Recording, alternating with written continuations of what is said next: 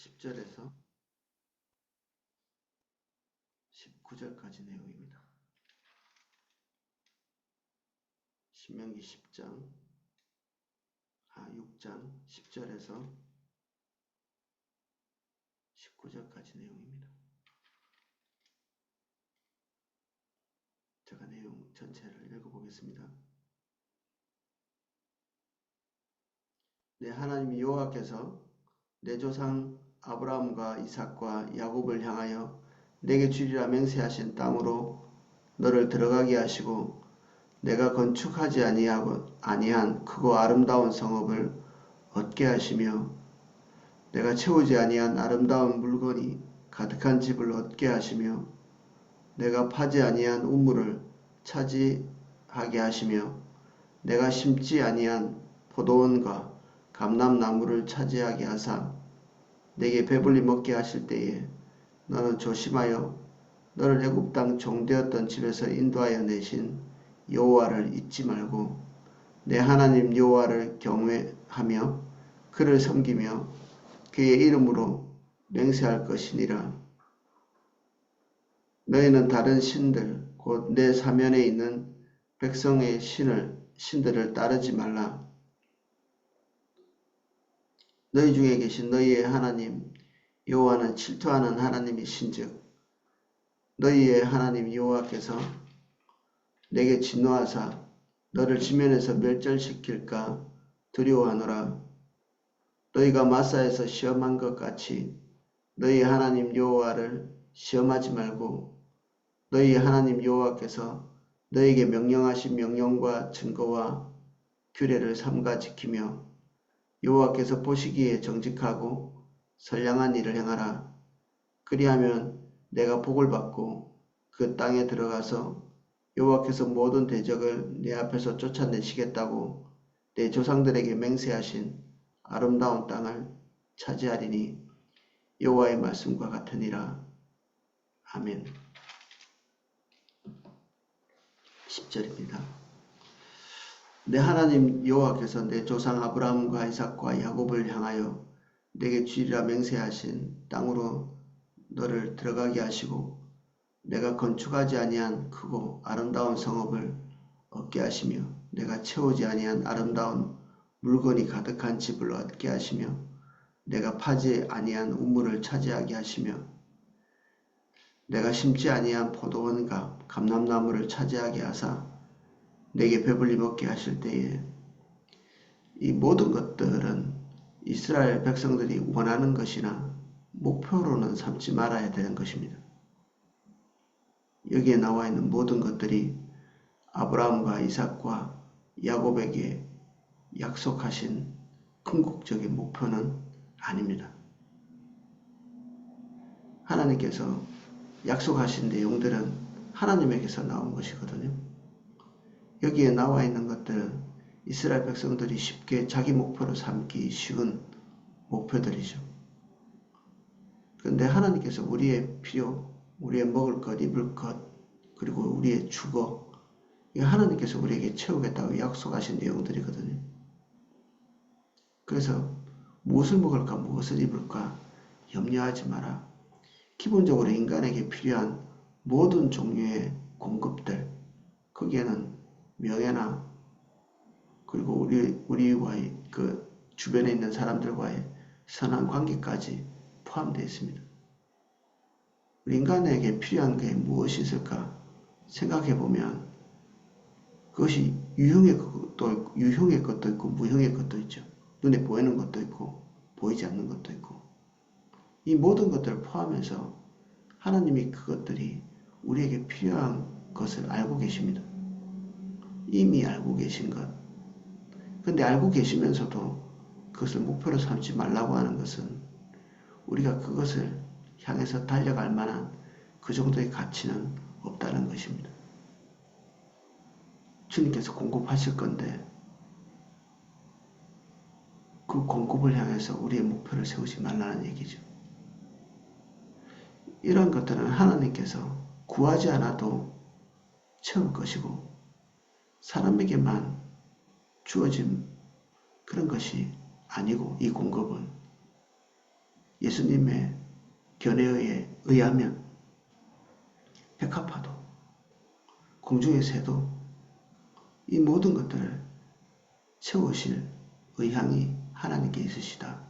뭐 그런 얘기를 하시죠. 목표 삼지 말라는 겁니다. 여기에 나와 있는 모든 것들, 크고 아름다운 성읍, 물건이 가득한 집, 파지 않은 우물, 생존에 필요한 모든 것들이죠. 감람나무나 배불리 먹는 것 포함해서 모든 것들 목표로 삼지 말라. 우리는 쉽게 우리가 필요하다고 생각되는 것들이 우리의 목표로 올라설 수 있습니다. 여기에 나와 있는 것들은 눈에 보이는 것들이죠. 근데 눈에 보이지 않는 것도 마찬가지입니다. 우리 가정의 행복, 부부와의 관계, 이것이 좋아야 되죠. 당연히. 근데 그것 자체가 우리의 궁극적 목표는 아닙니다. 아름다운 가정, 요즘 가정이 파괴돼서 난리지만 그것이 우리의 궁극적 목표는 아닙니다. 주님 따라갈 때 자연스럽게 얻게 되는 이게 먹는 것, 입는 것과 거의 동일한 수준의 것들이죠. 열매 맺는 것은 뿌리가 정확하게 땅에 박혀 있어야 열매를 맺는 것인데 우리가 추구하는 것들은 다 그냥 열매에 불과합니다. 저절로 맺는 것, 뿌리가 땅에 박혀 있으면 자연스럽게 획득되는 것, 그런 것이기 때문에 그러나 뿌리가 뽑혀 있으면 아무것도 기대할 수가 없죠. 우리의 뿌리가 예수 그리스도께 깊이 뿌리 내리고 있는가? 우리가 확인해야 될 것은 그러한 것이지 우리의 삶의 열매가 무엇인가? 그런 것들을 해봤자 우리는 남이 맺힌 열매를 흉내내는 것 외에는 할 수 있는 것이 없습니다. 그래서 행복한 척은 할 수 있겠죠. 부부관계가 좋은 척은 할 수 있을 거고. 근데 이 모든 것들은 하나님이 주시는 것이기 때문에 올바른 목표가 되지 못합니다. 이런 것이 지금 결핍되어 있다. 그러면 우리가 주님의 인도를 따라서 걷고 있지 않을 확률이 많고 그리고 그것 자체가 목표가 된다고 그것이 얻어지는 것도 아닙니다. 부부와의 사랑의 관계가 목표라고 해서 그것이 얻어지지도 않고 가정의 화목이 또는 자녀의 잘됨이 우리의 목표라고 해서 그것이 성취되는 것도 아닙니다. 틀린 목표이기 때문에 그 목표 자체가 우리의 눈에 피눈물을 흘리게 만듭니다. 올바르지 않은 목표이기 때문에. 그래서 부부관계를 위해서 자녀의 잘됨을 위해서 갈고 닦는 것이 그것 자체가 우리에게 올무가 됩니다. 그래서 올바르지 않은 목표는 올바르지 않은 헌신을 하게 되고 올바르지 않은 길을 걷게 만드는 거죠. 이런 것들이 우리에게 넘어지기 쉬운 목표입니다. 우리가 눈에 보이는 노골적인 범죄를 짓는 사람, 그런 범죄에 들어가는 사람 잘 없거든요. 누가 십계명에 나오는 이 십계명에 이 노골적으로 명령하고 있는 눈에 보이는 범죄를 쉽게 하는 사람이 있습니까?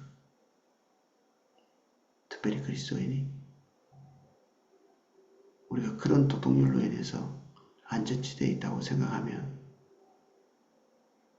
어느 날 우리가 올바르지 않은 목표를 향해서 달려가다가 뿌리가 뽑히는 그런 자기 자신을 보게 됩니다.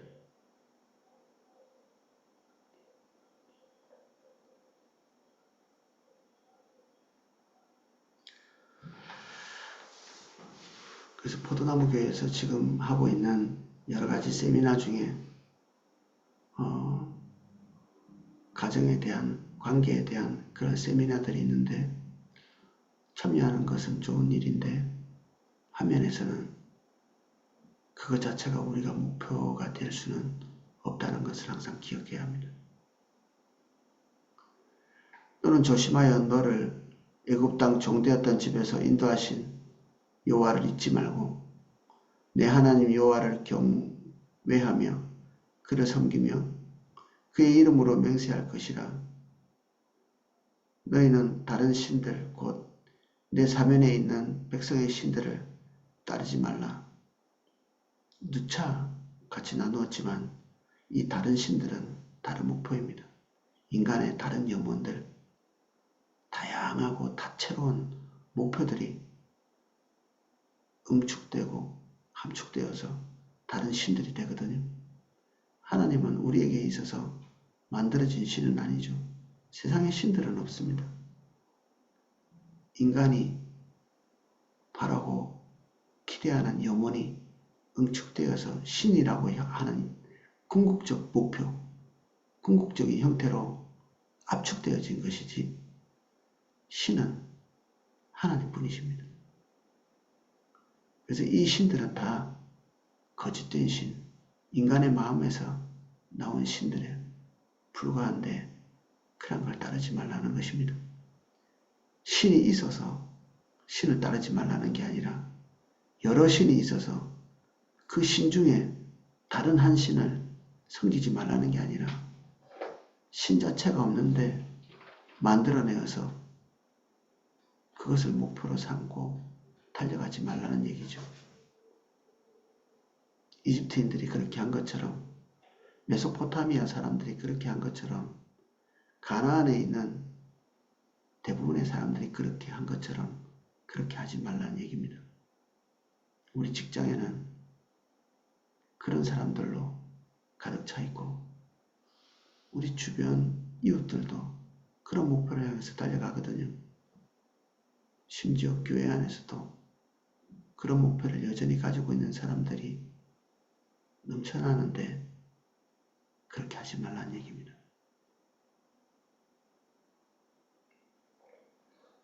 너희 중에 계신 너희 하나님 여호와는 질투하시는 하나님이신즉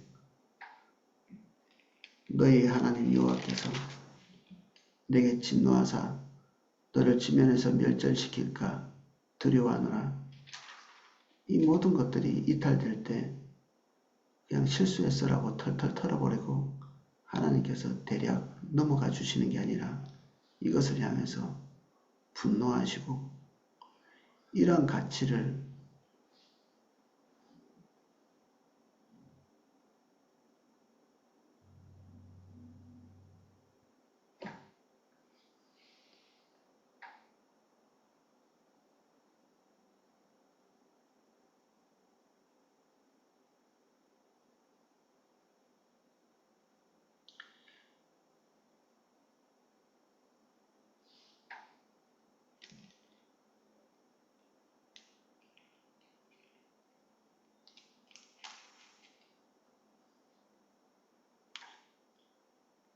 용납하지 아니하십니다. 질투라는 말 자체가 하나님께서 가지고 계신 올바른 형상, 올바른 목표를 향해서 가지신 하나님의 열심입니다. 하나님은 하나님의 소중한 것들을 지키기 위해서 열정적으로 열심을 내십니다.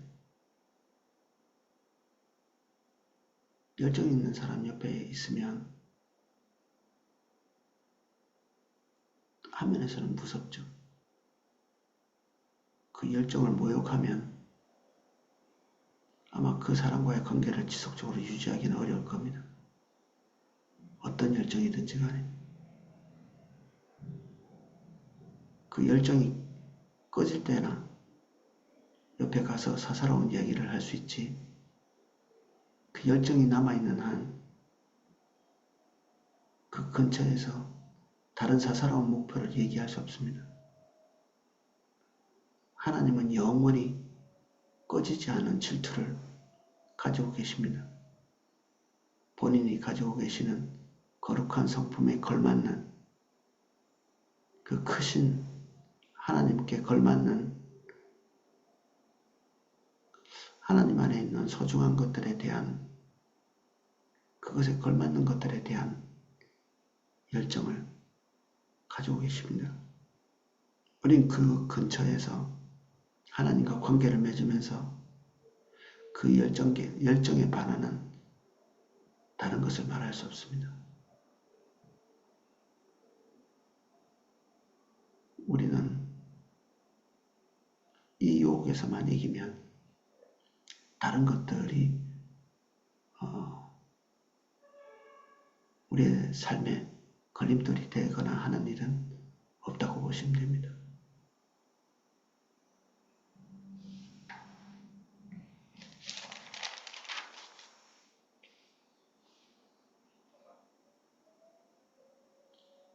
그래서 이 하나님의 열심을 우리가 대체하는 것, 이게 우리 목표거든요.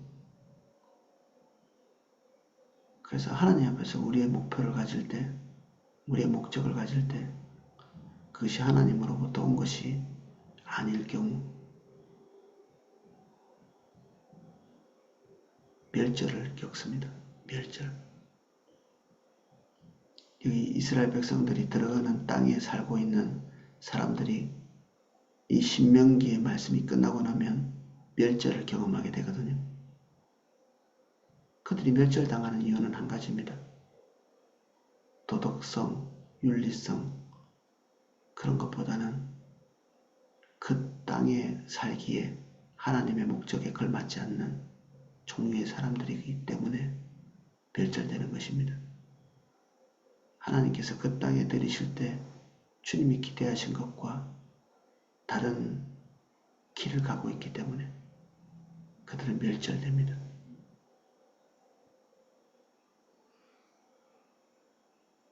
하나님이 사람을 바라보실 때는 하나님의 기대에 찬 그런 시선이 있죠. 우린 그것을 따갑게 느낄 필요가 있습니다.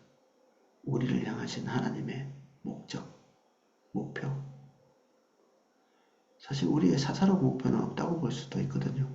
다른 면에서 표현할 때. 목표는 하나뿐이죠. 주님으로부터 온 것만 목표입니다. 근데 그게 부합되지 않을 때 우리는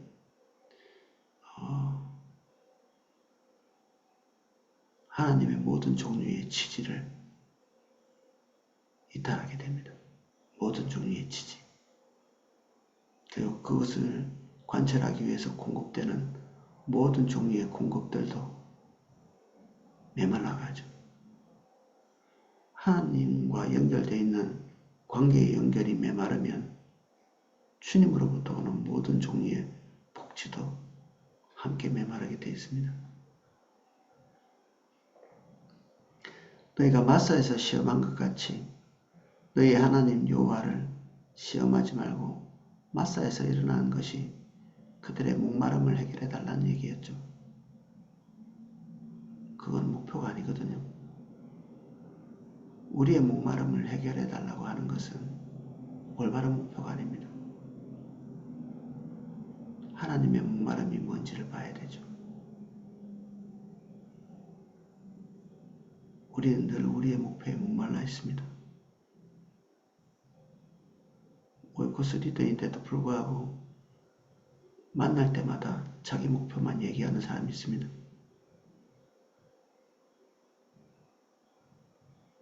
좌절감을 느낄 때가 있습니다. 리더인데 자기 목표를 향해서 달려가면 그와 함께 있는 사람이 동일한 것을 보고 있을 텐데 너무 염려가 됩니다.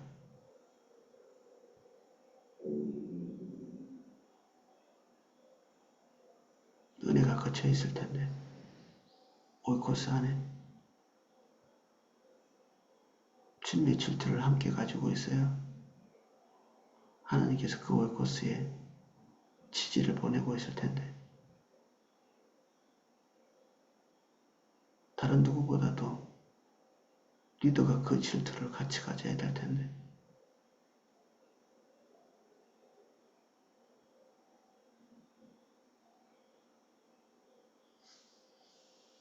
본인만 옆으로 가는 게 아니라 본인과 함께하고 있는 모든 사람이 옆으로 가도록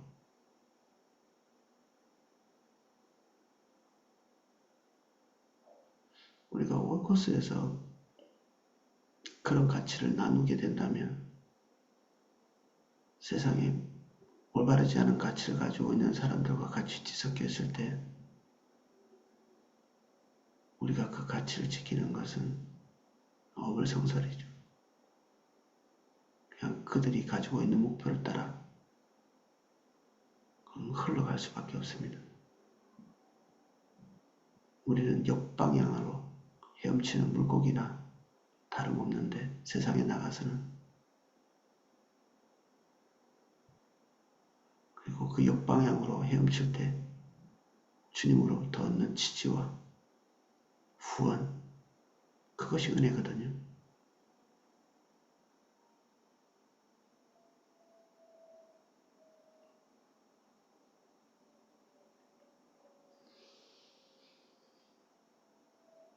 너희 하나님 여호와께서 너희에게 명하신 명령과 증거와 규례를 삼가 지키며 여호와께서 보시기에 정직하고 선량한 일을 행하라. 선량한 일은 누가 결정하느냐? 내 양심이 결정하는 게 아닙니다. 하나님께서 결정하시는 것입니다.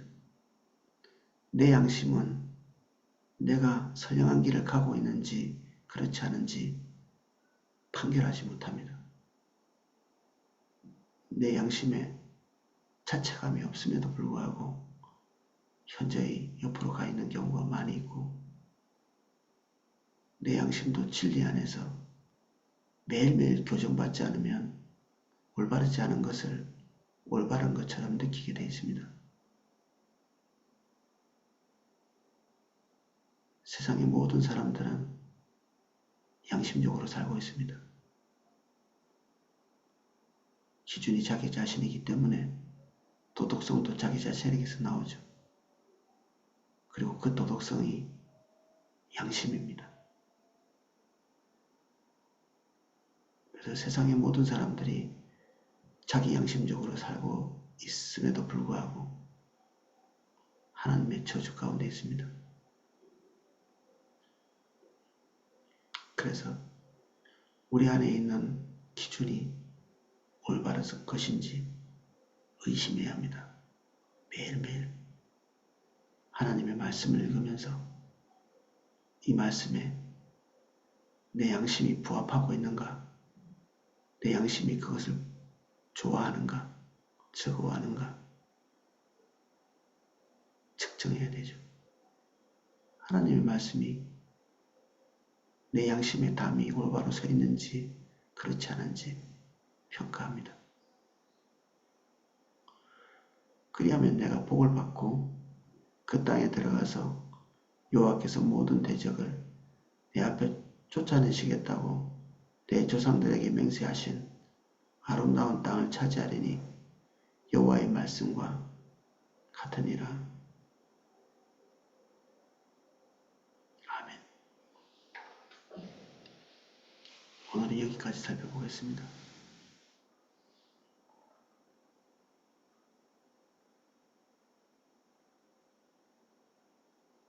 우리가 둘로 나누어진 사람이 되지 않게 해주십시오.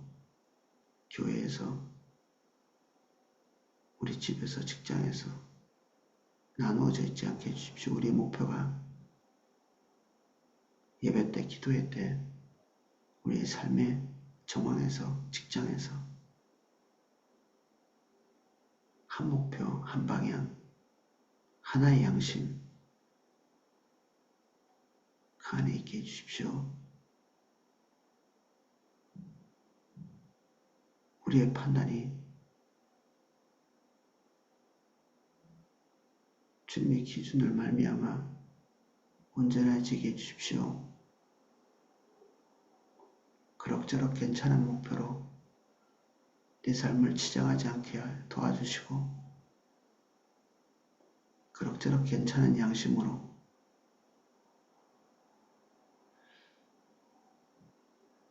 내 삶의 방향을 정하지 않게 해주십시오.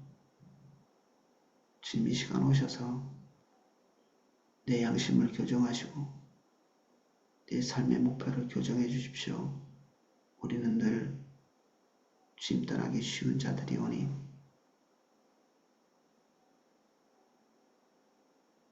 주님의 다림줄을 우리에게 비추사 온전케 해주십시오.